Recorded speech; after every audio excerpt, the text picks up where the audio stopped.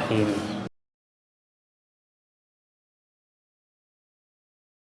الحمد لله رب العالمين الحمد لله الذي أنزل على عبده الكتاب ولم يجعل له عوجا والصلاة والسلام على رسول المصطفى أما بعد قال الله تعالى أعوذ بالله من الشيطان الرجيم قال الله تعالى أعوذ بالله من الشيطان الرجيم إنا أنزلنا إليك الكتاب بالحق لتحكم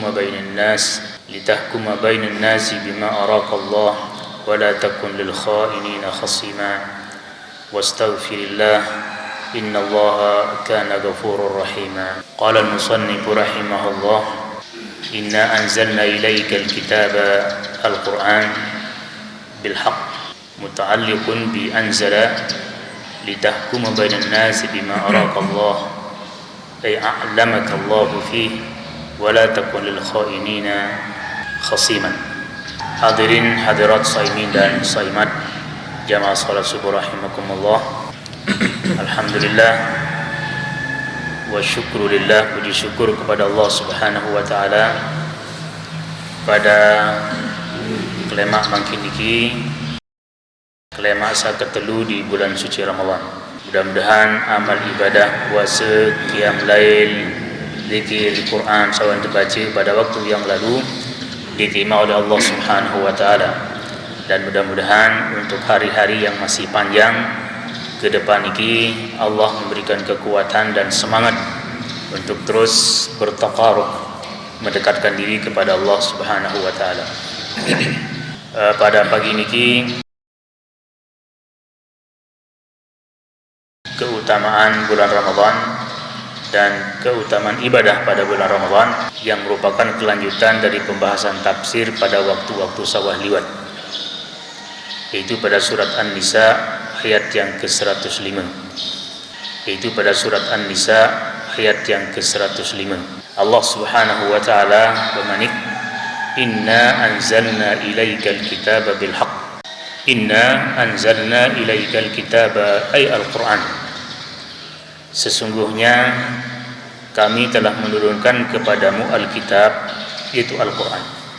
Jadi ayat niki menjelaskan bahwa Dia Allah, Zat yang Maha Agung, Zat yang Maha Besar, pemilik alam semesta, Rabbul Alamin, pencipta, pemilik dan mengatur alam semesta. Dialah Allah yang telah menurunkan Alkitab, yaitu Al-Quran, ilaika, kepadamu Muhammad. Berarti Al-Quran ini entun atau diturunkan oleh Allah Subhanahu wa taala, dibawa oleh malaikat Jibril dan dialamatkan pertama kali kepada, kemudian Nabi akan meneruskannya kepada seluruh manusia yang disebut dengan umatnya. Yang mana umat Nabi ini terbagi menjadi dua,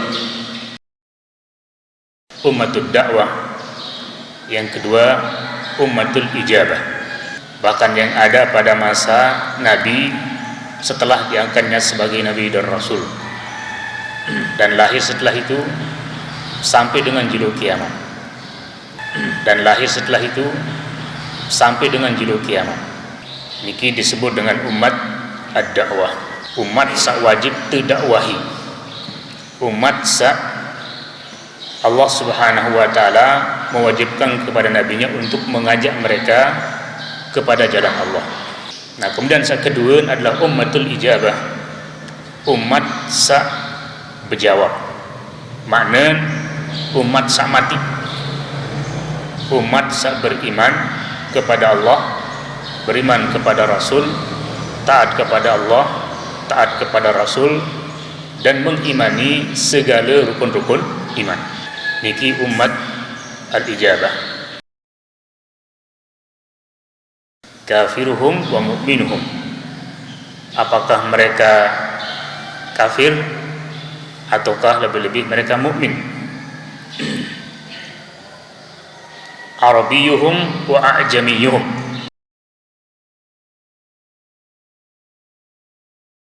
Arabiyuhum wa a'jamiyuhum. Apakah mereka manusia niki dengan Arab ataukah dengan ajam atau non Arab? Jadi selapu niki berhak untuk didawahi. Nah, adapun perkara beriman atau diberiman selain memang arah ikhtiar pada manusia, endah juga sangat erat dengan hidayah, petunjuk dari Allah Subhanahu wa taala. Yang mana petunjuk Allah niki diberikan kepada hambanya yang dia inginkan. Din mesti dengan Arab, din mesti dengan di Arab, din mesti dengan alim, din mesti dengan murid, penguasa atau rakyat. Jadi hidayah ini adalah diberikan kepada hamba Allah yang dikehendakinya untuk mendapatkan hidayah.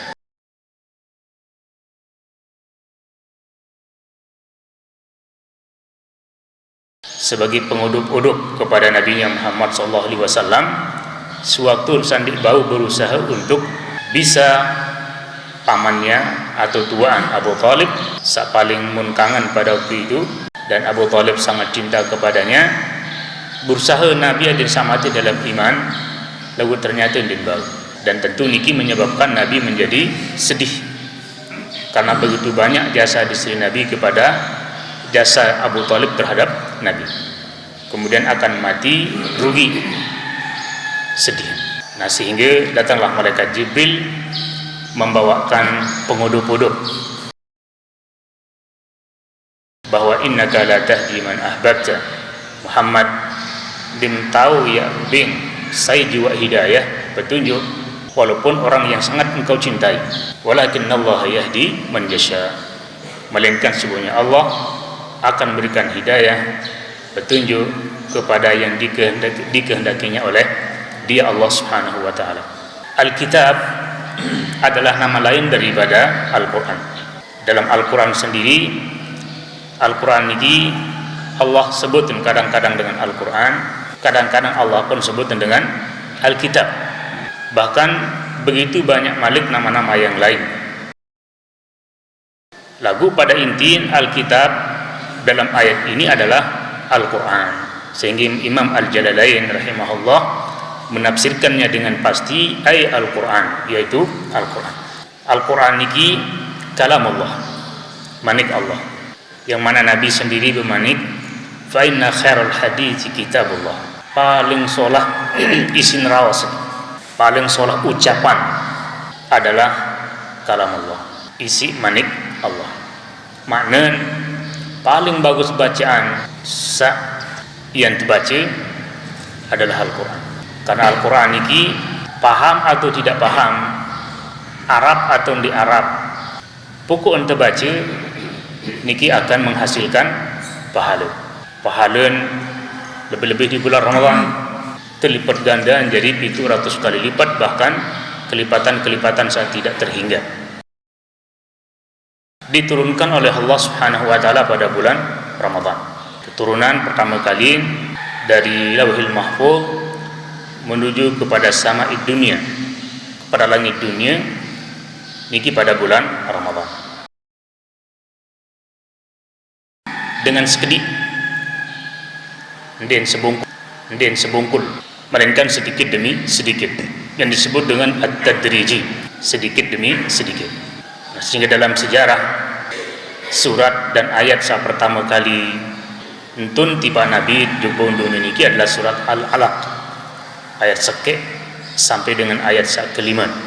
Nah, kemudian baru turun ayat-ayat berikutnya, ada yang disebabkan oleh sebab, ada yang tanpa sebab, sesuai dengan pengayunan Allah Subhanahu wa taala.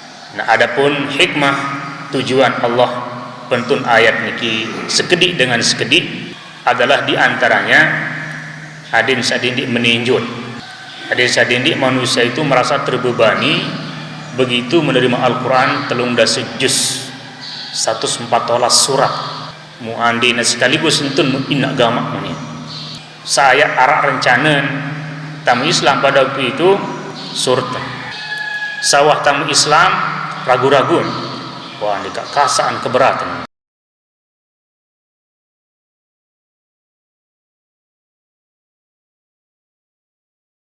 Nah, kemudian saya kedua ada yang saya tertapal sekedik entun sekedik mun apal, sekedik yen naji, sekedik yen pahami, sekedik yen amalan, sekedik yen dakwahi.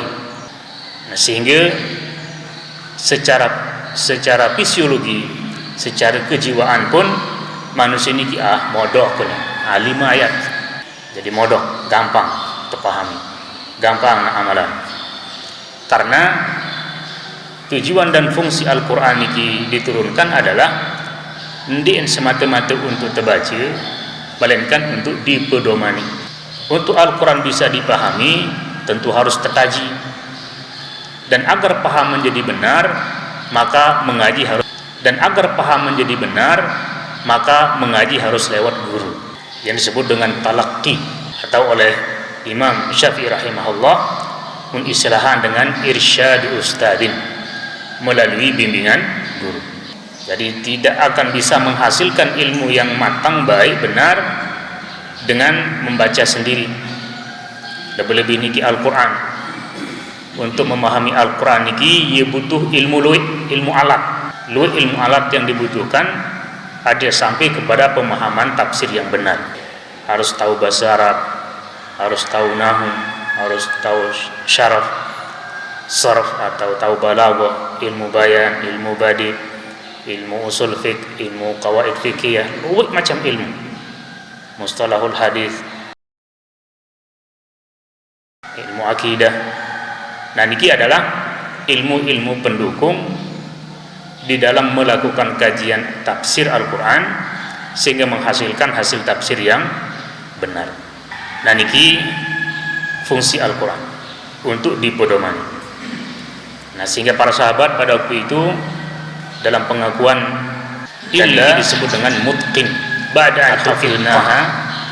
Jadi din ma'allamna ma'alana din ma'alina kajian dari 10 ayat. Kalau ayat di kami lain bahasa dipaham. Tidak pernah melewati kajian baru dari 10 ayat. Si Al-Quran itu adalah untuk sebelum 10 ayat itu kami hafal, kami ajar, kami pahami Al-Quran, kemudian kami amalkan. Niki adalah, dan niki disebut dengan jadi selain menjadi petunjuk syifa. Jadi dinman sebagai hafalan syifa, dinman jadi obat ajian dari 10 ayat. Kalau ayat 10 ayat niki belum, dan obat badan. Karena marah baru fungsi Al-Quran itu adalah obat diamalkan, hati dan obat badan.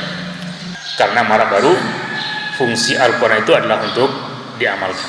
Kemudian Al-Quran niki adalah juga menjadi, selain menjadi petunjuk syifa, dia adalah sebagai syifa, menjadi obat hati dan obat badan. Al-Quran bisa menjadi obat hati dan obat badan. Adapun Al-Quran untuk menjadi obat hati itu paling pasti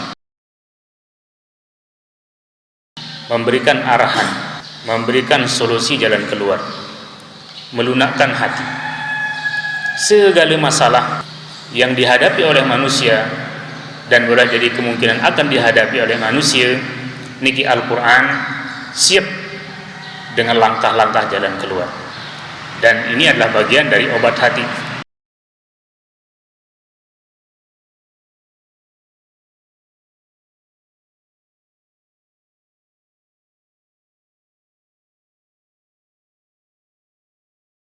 Juk masjid berjumat, juk masjid tarawih, buka puasa bersama, boleh jadi hal-hal lainnya disebabkan isi virus corona ini.